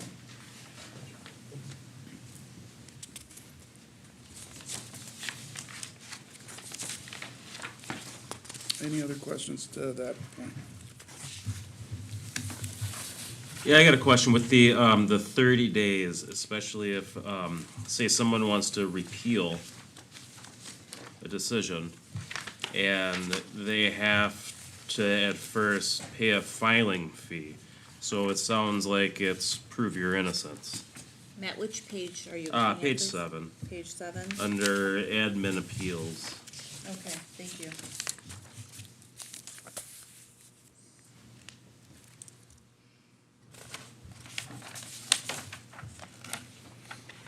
And what is your question as far as? In reference to that, within 10 days, say, must accompany a filing fee established by the city adopted fee schedule and a cashier's check. So if I receive, say, a noise violation, and I think it's bogus and I want to fight it, why do I have to pony up money in the front if I think, you know what I mean? Shouldn't that only be afterwards if I'm found guilty? Rather than worrying about refunding somebody's money later on down the road? Shouldn't you give the citizen the benefit of the doubt? It is common, except in criminal court, for filing of an action to be accompanied by a fee for processing of the appeal. But that's a valid question of whether or not we want to continue that. Yeah, because I mean, if you're guilty and you're found guilty, then of course pay your fine and pay your fee. What's their? But if you're not, then Fee? It's $100. $100. that's a lot. I wouldn't be able to afford that. That's a lot of money. Joel, can I try to answer this a little bit too? It was my experience in St. Cloud, when we had a similar program like this, we have people who would appeal. We'd put a lot of work and effort in having an independent hearing officer come in, we'd sit, they wouldn't show up. Oh, yeah, then, So well, which basically- is, so I see that they're basically found. what this is to make yeah. sure that we have appellates who have skin in the game. And what the Absolutely. hearing officer has an option of, and you'll see, if you look through our process and procedures, they can use part of that if there's a penalty, or it can be completely refunded too. Yeah, no, I saw that, but it's just, like, I know for me with 4 kids and a fixed income, money's hard to come by. Sure. And my kids range in age from 5 to 15, and we've had a couple of, parental episodes over the years that, you know, kind of surprise you. And those surprises are one thing, but then if there's something else attached to it, you know what I mean? Yeah, it's a valid observation. Because it is a barrier, financial barrier to people Oh, to absolutely. appeal. Absolutely. Whereas, like, I understand what they mean, whereas if somebody doesn't show up for, say, arbitration or whatever, you know, you wanna come in here and say, I wanna challenge your finding, but if they don't show up, that's already in here, that they're just, We they can forfeit. certainly look into that. And I equate it, I understand where you're going, but I equate it where I'm coming from. I'm a property manager, and when they do free applications, not on my property. Because there's no skin in the game, there's nothing, so the danger becomes, are you appealing just to appeal? You know, and I get where you're coming Yeah. from with that money thing, so maybe it's a reduction of that fee. But I think there needs to be something there so that it doesn't have the chance to become abused. Absolutely. Because it was hundreds of dollars, and the persons knew, because there was it was only a $25 fee, there was no weight off of them, so hey, put the thing in and your company was out. So I think it needs to be kind of maybe balanced between the two, so that it can't be misused, but yet Yeah. you're perfectly right in your case, to all of a sudden, boom, here's how much I gotta come up with, and I'm, Yeah, and you get 10 days to do it. right. And it's just like, where are you gonna come up with that? Or like with me, we budget for a month. So then on the other page, when you go in and say you have 30 days from the receipt of a letter, that might not be enough time for a lot of people, especially if you have to budget it in. Yeah, and these are all something that can be brought before a hearing officer or whatever. Oh, yeah, and And they'll listen to you. which is why that's awesome that a lot of that stuff stops until you're hearing. Right. But the only barrier then would be the financial filing fee, especially if it's something like $100. What about a hardship waiver of the appeal fee if there were appropriate circumstances and the person, a simple form that, you know, hey, I can't afford this because X, Y, Z? That becomes okay, but then you'd have to create something like a sliding scale. Right, a Because standard. then you would run into the risk of like state benefits where you make X number of dollars, but it might not be enough to go buy your insurance and stuff, but it's definitely not enough money to get on the system. So then you would have to create a sliding scale then with some, if you would do that. There's all sorts of creative Yeah. solutions to this. This is the one that we put in place that seemed to make most sense Yeah. and was consistent with the people that we've had appeal in the past. Can I ask a question? Do you have any data on the rate of appeals and how often, like, Hardly they ever. get turned over? Hardly ever. Our whole goal is to work with people all along. So if you were to bring something like that up to me after this, and we have to remind anybody, this is not the first step. We've already given plenty of notices out. We've made phone calls, we've knocked on doors if we've had to, we've done a bunch of different things. Okay. By the time we get to this point, you know, we've pretty much done everything but fix the correction. Gotcha, okay. Andrew, to your point, I think since we've adopted this appeal process, we've had 2 that actually went through the full process and didn't stop before. And it's been about something- 7 years, 6 years? I don't know if it's been that long. Fine. For what, the admin? Since it's been there, has it been that long? No, I think it's only been a few years. Looks like 15?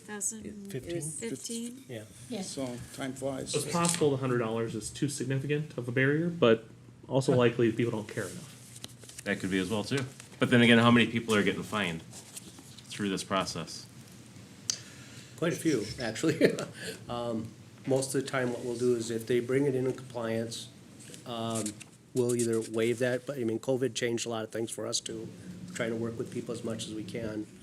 But if we incurred substantial costs, we're gonna, we have to recover them somehow. Well, of course. And, the appeal process, if somebody truly feels that they're faulted on this or that they're in the right, Absolutely. By the time I get to this point, we've already walked through this. Okay. Yeah, I can say from the property management side, when they do the inspections at my property, if there is something, because you never catch everything all the time, they definitely, hey, here's what you got, here's what you need. And, okay, if you got a part you can't get or something delay, they're very much just keep the writing. It's the writing and the communication, and they've been really good about everything on that. So this is more for, like he was saying, if you just, throw your hands up, you ain't gonna communicate, and then there's another course of action. I've had a couple of those kind of letters. I've been a recipient when I was younger. And every single one though did say, you have X amount of days to take some corrective action before we even start any kind of a process with you. This is what we've observed. We came around your house at this time. Either fix it or then we're gonna have to start the process. So they've been very lenient. We don't view it as trying to be punitive. We want to find a solution. Good. It feels punitive though to the Oh, right. person It who always gets it, and you does. disagree. I don't think my brush really is in the size of a pile that is a problem. And my grass You is do, 9 inches so- long, not 8 inches. Yeah. Yeah. I was wondering if that's the case, should we write something in that pre-process has happened or should be happening? I'm just wondering. Some of that preliminary stuff is in there beforehand as far as the information, but the actual overall enforcement process isn't in the code. As far as, the Nuts and bolts. the nuts and bolts of when it's done, how it's done, and those types of things. But there are narratives available of what the city's code enforcement process is. So we would take a look at, we'll talk about that and see whether or not we should combine them more or cross-reference them more. I think that sounds like a good compromise to lay out the process a bit more, so that it doesn't feel like you get the letter and then if you don't fight it, you're gonna pay. Yeah. We also have policies that council's adopted that reflect that are step-by-step. They change periodically when we feel that, or the council feels that we have to make some changes on how we do things. Happens quite often. So we can share that and talk through a little bit how the practical application of this is working and get the task force's feedback on it and go from there. Does that seem reasonable? Yeah. Okay. Sarah, did you have anything to add? I noticed her hand was Yeah. up. Sorry. Well, I was just curious, with this was a great example of us digging into this right away, but I think a lot of us haven't had the time to really look through this yet. So is our intent right now just to kind of summarize what we're gonna be looking at? Correct. And then the next month, next Wednesday, the last Wednesday of the month, we're planning to actually really dig in and talk through this, because you've already given us kind of an example of some edits that are already done, but we still want to look through it and give us some extra guidance there. Correct. Is that okay? Because I felt a little like, whoa, they were really diving in quick, and I'm not ready, is how I felt. We will, and we've got I a know. form that we'll share. Okay. So it'll be hopefully an easy way for you to provide feedback. Okay. We didn't want to let anybody think the train's leaving the station. Right, I know, I'm like, woo. There's not gonna be Well, enough time and to there's- dive into all this right now. We're gonna have a anyways. lot to talk about, I know that, and to be able to read through it and really make our notes. Are we planning just to utilize our own, whatever form of note-making we want as we do our homework? And then as we meet back up, are we just gonna be talking through it? How are the edits gonna be noted once we agree on them? So we've got, a couple things is when we've got a document that we can share that you can use to provide your written feedback, suggestions on edits. Okay. As it comes to tracking them, we will be tracking those edits and what the commission or the task force is recommending, at the end of the day. That's where the minutes will be helpful. Okay, perfect. When we have general questions about what we're actually reading, is there a process by which we should follow to ask those questions, and therefore can it be answered to the whole group so that you folks do not get fielded the same question 10 times over again. We get that a lot.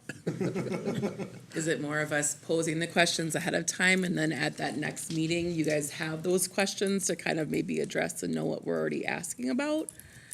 Yeah, I mean, I I don't think know. in the homework, when we assign it out, if we will set up so that, you know, you get the questions back and we will provide the answers and everybody get them, because some questions will be multiples of the same thing and others will be something somebody thought of but maybe didn't ask the question. So our responses will have to go back out to all members of the task force.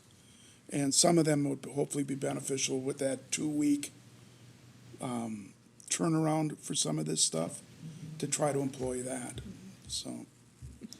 And that's what we're doing internally and just so you know how we're doing it internally right now anyway, is Shayna's doing the initial draft, and then she's sending it to Jared and me for review, and then I'm turning it back first to her and Jared, then Jared gets the third look at it, then we will meet again to talk about what our final draft recommendation will be.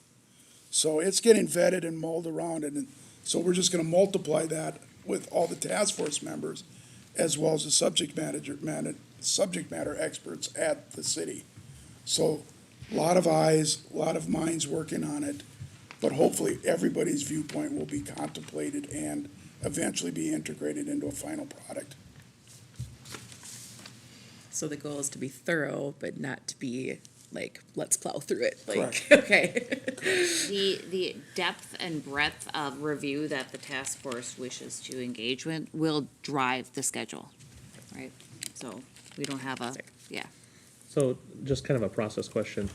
If we imagine, you know, a couple months in the future, and we were gonna work on, say, Title V, you guys would assign Title V to us for the next month, and within 2 weeks, we have to kind of turn in that homework to have that dialogue back and forth, so you guys can provide those first round of red line edits that we can then review at the meeting. Is that kind of the thing? And then That would be over the hope, next month, that would we be the hope. and But then if over you the next don't month, we make would that, follow up? obviously you're not foreclosed from raising the issue afterwards. Sure. You know, And we've done a preliminary chart of how we see this kind of working through, and we'll share that. We wanted to have this first meeting under our belt, as well as the subject matter experts that have kind of been identified for each of these sections, so you can get some context of, you know, kind of how, from a staff level, we've thought this could work smoothly and allow enough time for that review and that discussion. So we'll get that in your hands as well. You'll be getting some follow-up information.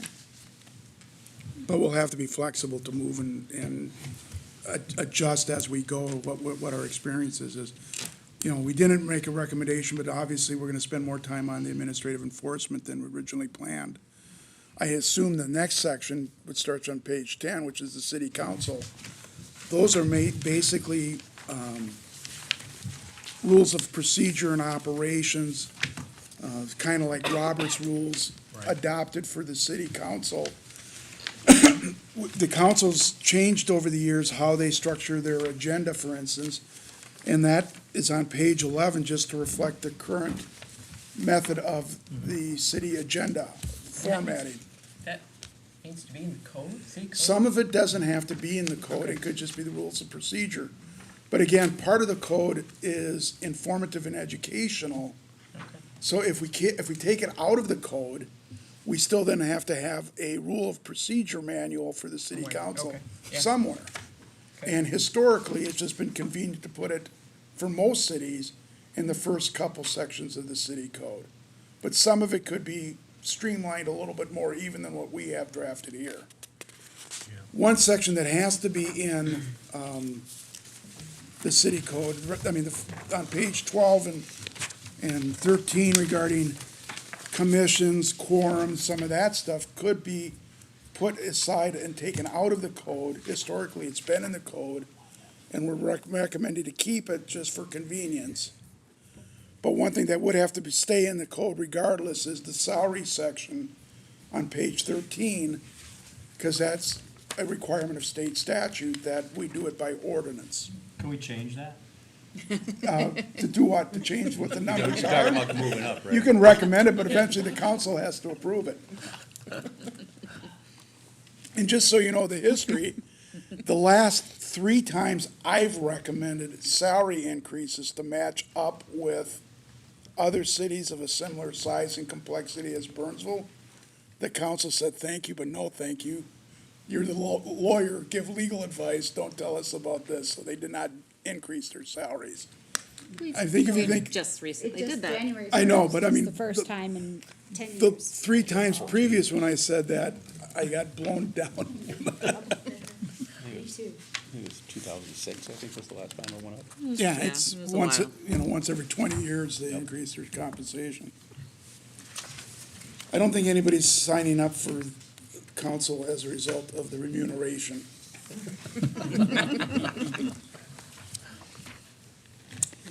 One thing going next, any other questions on the council stuff? And again, read through it at your leisure. If you have questions of why it's there, how it works, we're not leaving this topic. This is just the introduction to it. In the personnel administration, years ago, it used to be very common for cities to have their entire personnel code rules for employees in the city code. That didn't make any sense. So over the years, the personnel administration section of the Burnsville Code has been reduced.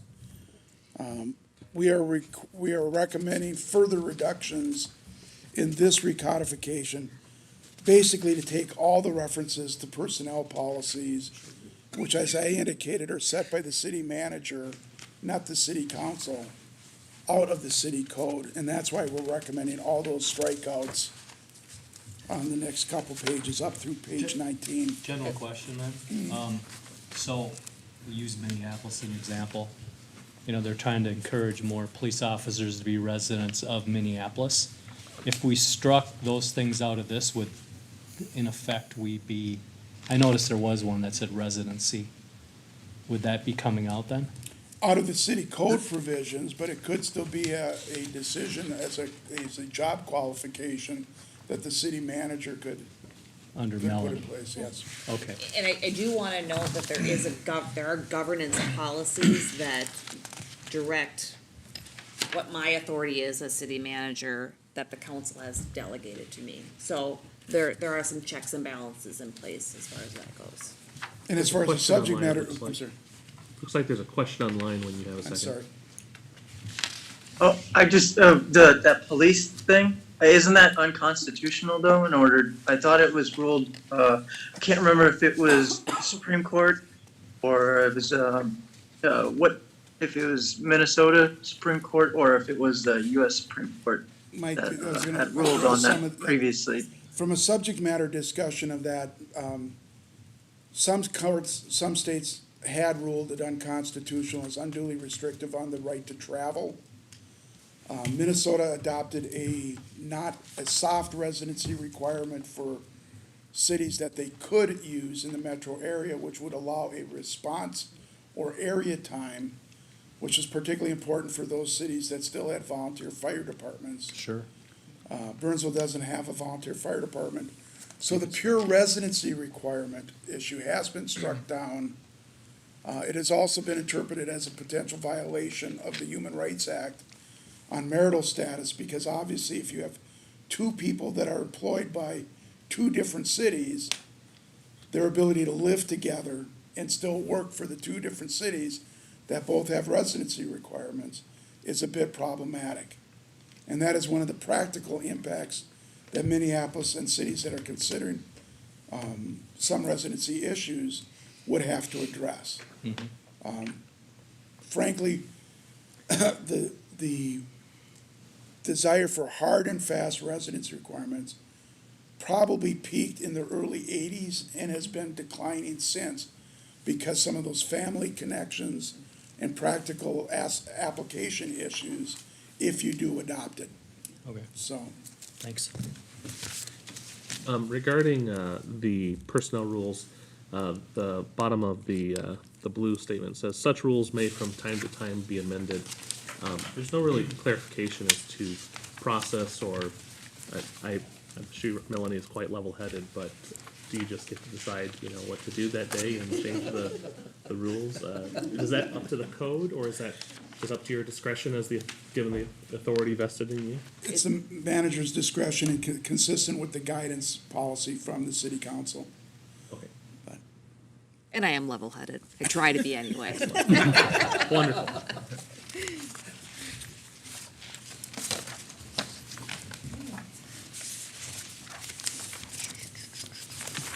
So any other questions on the personnel administration section? Take a look at what we're proposing to strike out, and then give us any feedback you want. The election section is pretty short. It tries to set up basically that we're going to comply with state law regarding elections. Some of those provisions, like the establishment of an absentee ballot board, composition and duties of the board, those were specified to be adopted by state statute in our city code, and that's why they're in there currently and why we're proposing to retain them. A question, if it's already in the state statutes, why should we repeat it? Because the state statute says we have to adopt an absentee ballot board by it, and we have to do it by ordinance. So it's one of those things where they've told us we have to do it. Thou shall. Yeah. The code of Does it ethics make one is sense? one that. I'm sorry. Does it make sense in some cases to leave things in the city code that our community values that might be struck down at a state level or removed from their code at a later point, just to ensure that our community is subject to the ordinances that we value? That's a valid question. In some of those things, if the state decides to vacate a field and turn it over to local governance, we can certainly re-adopt any of these sections that are proposed to be deleted in the future. So, typical lawyer answer is, I think it depends on whether or not we are supplementing or standing on, or overlaying existing state provisions or enforcing locally as well as under a state statute.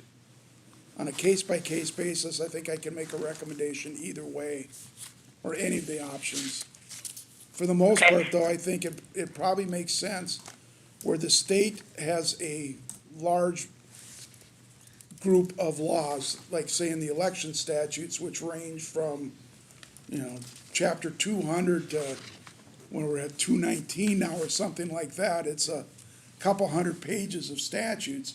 It doesn't make sense for us to try to lift too many of those provisions and put them in the city code. And plus, one of the problems we want to do here, or one of the goals is to have the city code somewhat less legislative specific. The elections statutes are modified by the legislature every year. And for us then to turn around and re-adopt the revisions to the state statute is administratively burdensome for us and costly, particularly if it's unnecessary. We're just simply saying we defer to the state statute on some of these things. Mm-hmm. And we'll get into that a little bit on the liquor licensing, which is one of the ones where how many liquor licenses you could issue in the state 10 years ago is nowhere near the number of liquor licenses that are out there now.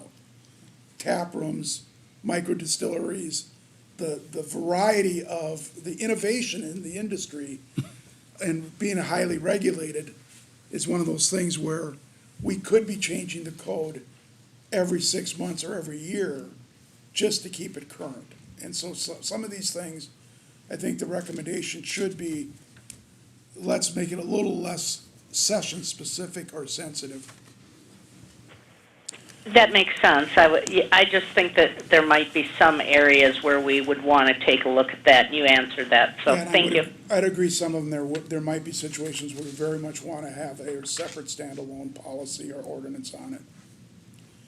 The Code of Ethics is another one of those sections that somewhat matches up with state statute. and is there mostly as cross-reference. But we do have values and ethics policy, and some of them are picked up and reinforced in this particular code section.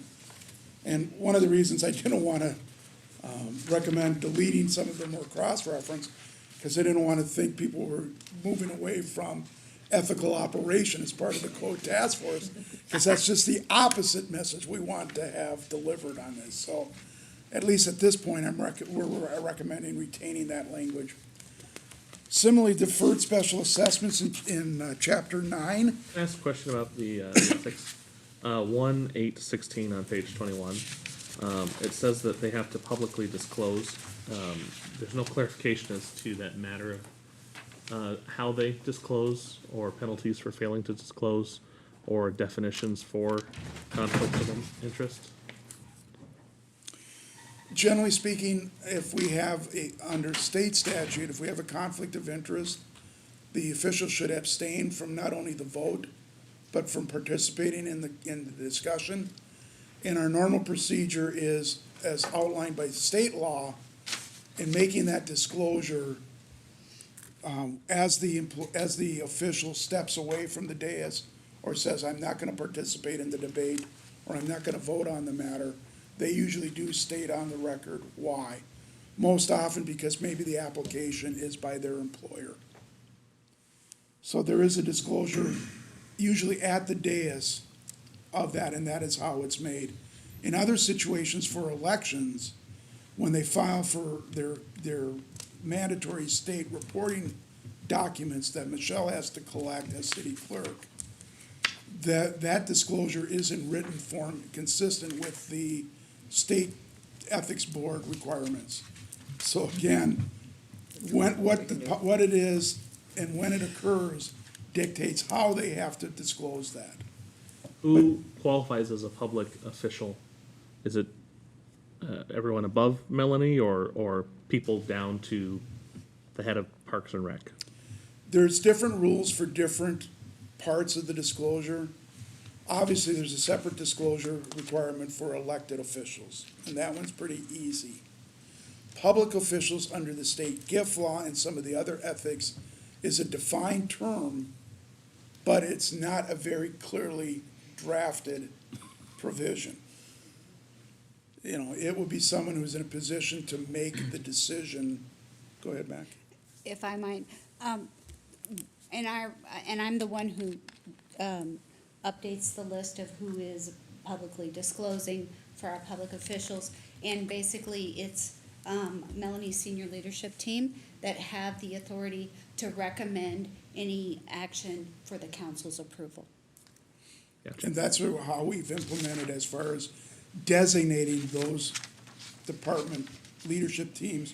And it changes versus titles and with reorganization. So that is basically a current document. So your day-to-day people not involved with purchasing or influencing the corporate business decisions don't qualify under that Correct. definition. Okay. And the same thing happens at the state level on some of those things. And it, you know, if you're an employee versus an officer of a bank, there's, you know, obviously if you're an officer making decisions of expenditures, for us it's basic expenditure of public funds and signing contracts and those types of things.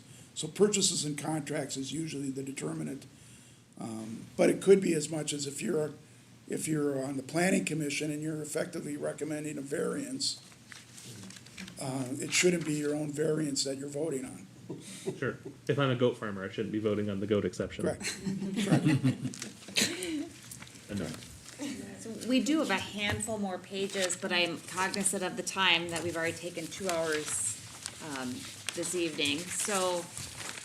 Well, let me dispense with them 30 seconds. Okay, you go. The deferred special assessment language is basically our local adoption of the state statute that says we can do it, chapter 435-19. These trust funds are basically internal operational things to establish funds and to provide a record for our auditors of those funds being set up.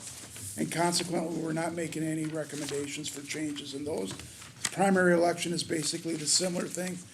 cities don't necessarily have to have primaries, but if you do decide to have a primary, you've got to pass an ordinance to establish the primary, and that's what that language does.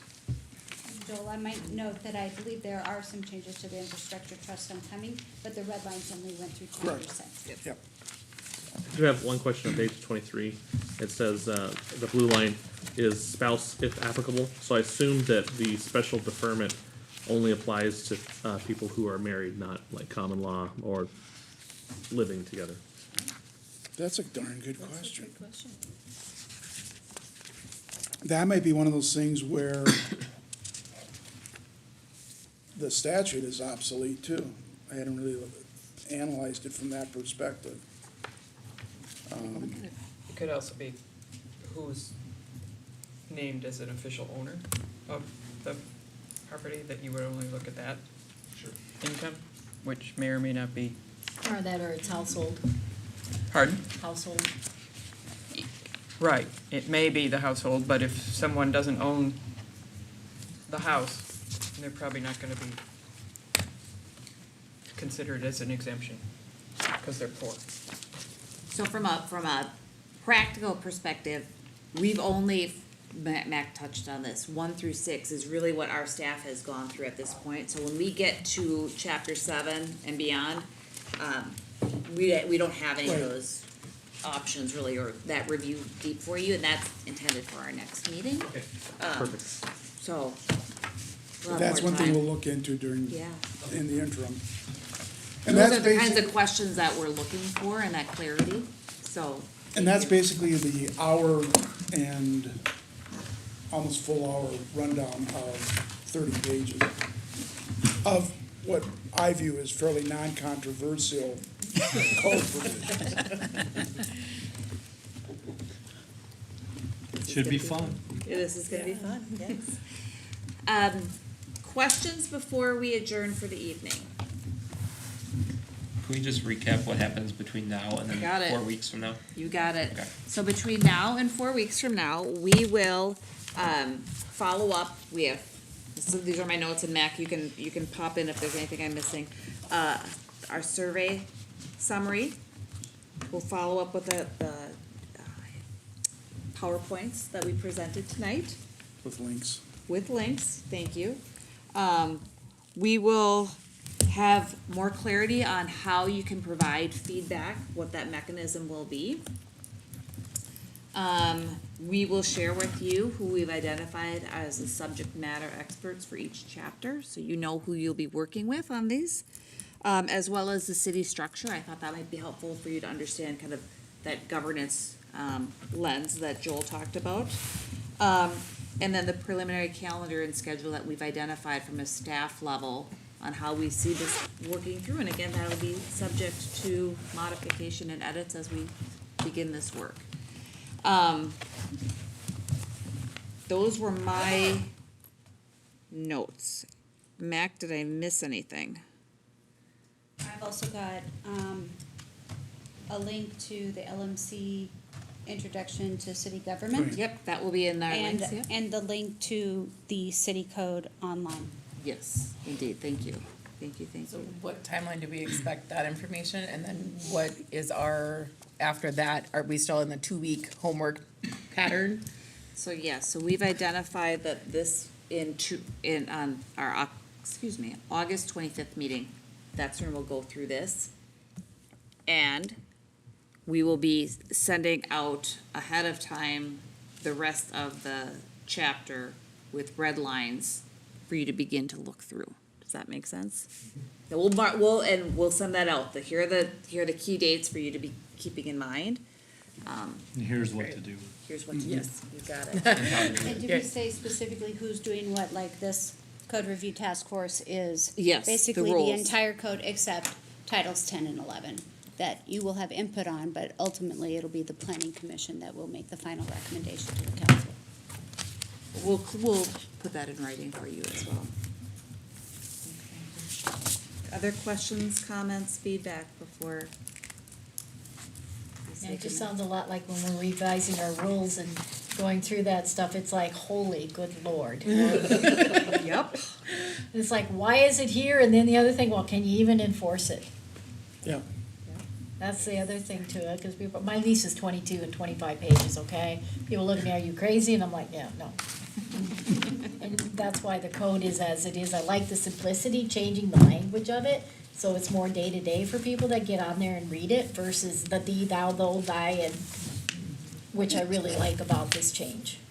It's And just so you appreciated. know, and even though we've got multiple sets of eyes going, you will find we're gonna miss some of that stuff, because the words are hard to pick out sometimes, so even though we're trying to degender some of these things, there's gonna be a male pronoun that lingers in there. I've tried to change it every time I get a code revision from staff or whatever for the last 15 years, and I still miss them. So there's gonna be some where you'll see that, like in the administrative penalty section that we talked about tonight, it's a 2015, 2016 version. I'll bet you I've got mistakes in there from some of those things, so, more eyes to flag it and correct it, the better as we go, so. I'd like to thank everybody for your time. We are planning to meet on August 25th at 5:30. If you have conflicts with that time or that schedule, certainly feel free to reach out to me, and we'll talk through that. If you've got concerns with joining in person, let me know, and we can talk through what those options could be as well. And think about how, if, I'm gonna go back to those ground rules. Are there any expectations we want to establish as a task force? We certainly don't have to, but it's something that's not uncommon, so. With that, I wanna thank everybody for your time tonight. You've got my contact information, you've got our team's contact information, and we're here to help you through this process. Thank you. Thank you. Thank you.